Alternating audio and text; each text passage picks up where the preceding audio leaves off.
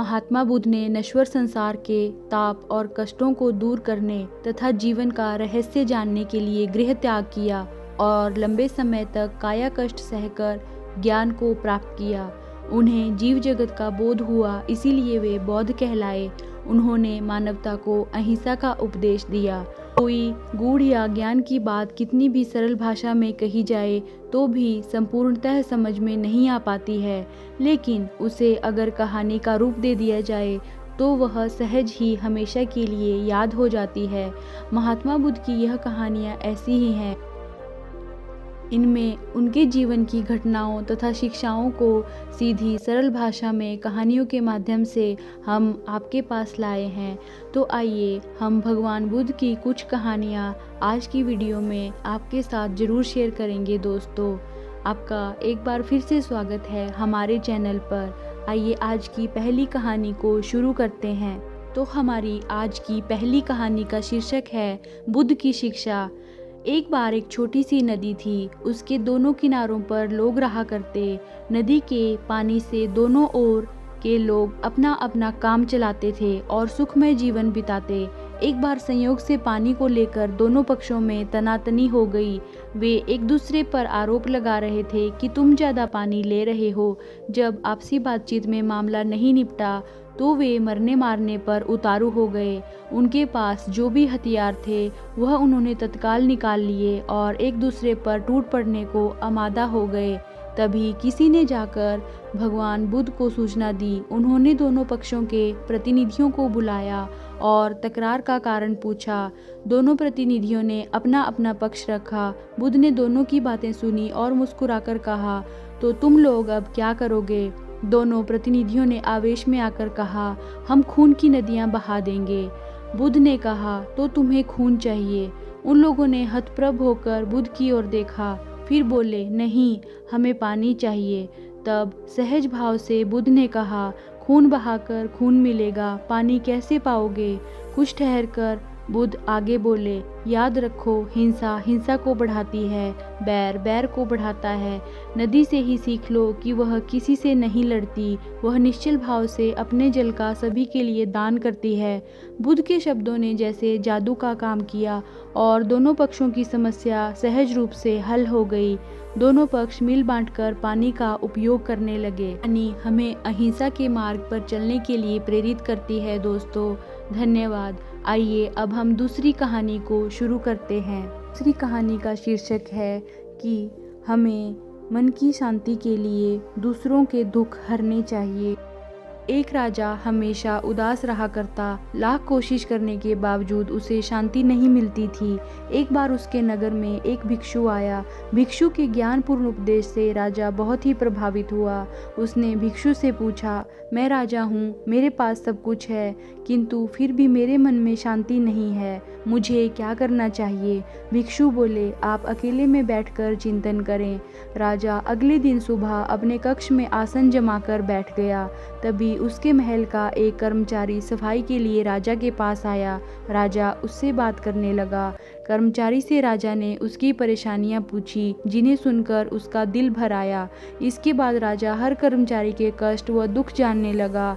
सबकी व्यथा सुनने के बाद राजा ने निष्कर्ष निकाला कि वेतन कम होने से सभी आर्थिक रूप से त्रस्त थे और राजा ने तत्काल उनके वेतन में वृद्धि की, जिससे वे सभी खुश हो गए और उन्होंने राजा के प्रति आभार व्यक्त किया। अगले दिन जब राजा की भिक्षु से भेंट हुई तो उसने पूछा, राजन, आपको कुछ शांति प्राप्त हुई? राजा बोला, मुझे पूर्ण रूप से तो शांति नहीं मिली, किंतु जब से मैंने मनुष्यों के दुखों के स्वरूप को जाना है, अशांति थोड़ी थोड़ी जाती रही। तब भिक्षु ने समझाया, राजन, आपने शांति के मार्ग को खोज लिया है, बस उस पर आगे बढ़ते जाएं। एक राजा तभी प्रसन्न रह सकता है जब उसकी प्रजा सुखी हो। सार यही है कि मन की शांति स्वयं के सुख से अधिक दूसरों के दुख हरकर उन्हें सुखी बनाने से मिलती है। इसीलिए यथाशक्ति दूसरों की सहायता करें। बौद्ध धर्म की हमारी अगली कहानी है कि हमारे प्रयासों की कितनी महत्वता है। दोस्तों, भगवान बुद्ध ज्ञान की प्राप्ति के लिए घोर तप में लगे थे। उन्होंने शरीर को काफ़ी कष्ट दिया, यात्राएं की, घने जंगलों में कठिन साधनाएं की, पर आत्मज्ञान की प्राप्ति नहीं हुई। निराश होकर वह सोचने लगे, मैंने अभी तक कुछ भी प्राप्त नहीं किया, अब आगे क्या ही कर पाऊंगा। निराशा और अविश्वास के इन नकारात्मक भावों ने उन्हें क्षुब्ध कर दिया। कुछ ही क्षणों के बाद उन्हें प्यास लगी। वह थोड़ी दूर स्थित एक झील तक पहुँचे। वहाँ उन्होंने एक अजीब सा दृश्य देखा कि एक नन्ही सी गिलहरी के 2 बच्चे झील में डूब गए। पहले तो वह गिलहरी जड़वत बैठी रही, फिर कुछ देर के बाद उठकर झील के पास गई, अपना सारा शरीर झील के पानी में भिगोया और फिर बाहर आकर झाड़ने लगी। ऐसा वह बार बार करने लगी। बुद्ध ने सोचा कि इस गिलहरी का प्रयास कितना मूर्खतापूर्ण है, क्या कभी भी यह इस झील को सुखा सकेगी। किंतु गिलहरी का यह कर्म लगातार जारी था। बुद्ध को लगा मानो गिलहरी कह रही हो कि यह झील कभी खाली होगी या नहीं, ये मैं नहीं जानती, किंतु मैं अपना प्रयास नहीं छोड़ूंगी। अतः उस छोटी सी गिलहरी ने भगवान बुद्ध को अपने लक्ष्य मार्ग से विचलित होने से बचा लिया। वह सोचने लगे कि जब यह नन्ही गिलहरी अपने लघु सामर्थ्य से झील को सुखा देने के लिए दृढ़ संकल्पित है, तो मुझ में क्या कमी है। मैं तो इससे 1000 गुना अधिक क्षमता रखता हूँ। गौतम बुद्ध पुनः अपनी साधना में लग गए और एक दिन बोधि वृक्ष के तले उन्हें ज्ञान का आलोक प्राप्त हुआ। यह कथा असफलता के बावजूद प्रयासों की निरंतरता पर बल देती है। यदि हम प्रयास करना ना छोड़ें तो एक न एक दिन लक्ष्य की प्राप्ति हो ही जाती है। बौद्ध धर्म से इंस्पायर्ड हमारी अगली कहानी का शीर्षक है बौद्ध भिक्षु और विशाखा। दोस्तों, श्रावस्ती के नगर सेठ मिगार काफ़ी संपन्न थे। उनके घर में पुत्र और पुत्रवधू विशाखा रहते थे। एक दिन मिगार भोजन कर रहे थे, विशाखा उन्हें पंखा झाल रही थी। उसी समय एक बौद्ध भिक्षु भिक्षा मांगने आया। विशाखा ने सोचा कि अगर ससुर आज्ञा दें तो वह उठकर भिक्षु के लिए कुछ लाए, किंतु मिगार ने भिक्षु की पुकार अनसुनी कर दी। वह चुपचाप भोजन करते रहे। भिक्षु ने जब फिर पुकारा तो विशाखा बोली, आर्य, मेरे ससुर बासी अन्न खा रहे हैं, अतः आप अन्यत्र पधारें। यह सुनते ही मिगार की आंखें क्रोध से लाल हो गई।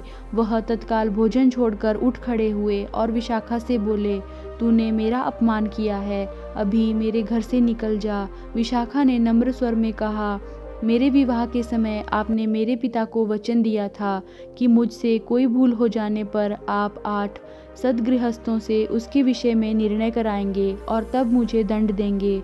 नगर सेठ ने तत्काल 8 प्रतिष्ठित व्यक्तियों को अपने घर बुलाया। विशाखा ने उनके समक्ष पूरी बात बताकर कहा, मनुष्य को अपने पूर्व जन्म के पुण्यों के फल से ही संपत्ति मिलती है। मेरे ससुर को जो संपत्ति मिली है वह भी उनके पहले के पुण्यों का फल है। इन्होंने अब नवीन पुण्य करना बंद कर दिया है, इसी कारण मैंने यह कहा कि यह बासी अन्न खा रहे हैं।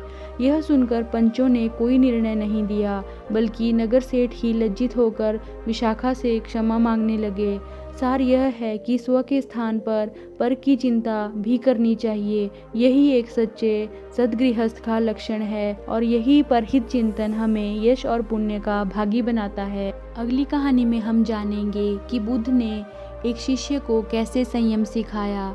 एक बार भगवान बुद्ध का एक शिष्य उनके पास आया और बौखलाए हुए स्वर में बोला कि जमींदार ने मेरा अपमान किया है, आप अभी उसके घर चलिए, हमें उसे सबक सिखाना होगा।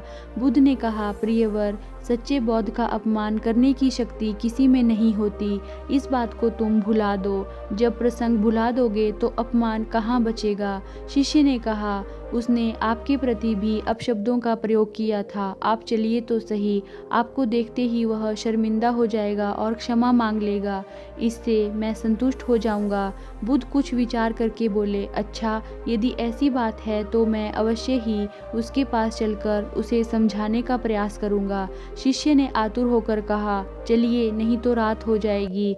बुद्ध ने कहा, रात आएगी तो क्या, रात के पश्चात दिन भी तो आएगा। यदि तुम वहाँ चलना आवश्यक ही समझते हो तो मुझे कल याद दिलाना, कल चलेंगे। दूसरे दिन बात आई गई हो गई। शिष्य अपने काम में लग गया और बुद्ध अपनी साधना में लीन हो गए। दोपहर होने पर बुद्ध ने शिष्य से पूछा, आज राम जी के पास चलना है? शिष्य ने कहा, नहीं। जब मैंने घटना पर फिर से विचार किया तो मुझे इस बात का आभास हुआ कि भूल मेरी ही थी। अब राम जी के पास चलने की कोई ज़रूरत नहीं है। बुद्ध ने मुस्कुराकर कहा, अगर हम तुरंत प्रतिक्रिया देने से बचें तो हमारे भीतर की कटुता समाप्त हो जाती है। शिष्य बुद्ध का आशय समझकर उनके प्रति नतमस्तक हो गया। हमारी अगली कहानी का शीर्षक है कि सदैव अपनी आंखें खुली रखो। तथागत बुद्ध एक बार मगध के प्रवास पर थे। साथ में शिष्यों का एक बड़ा समूह भी था।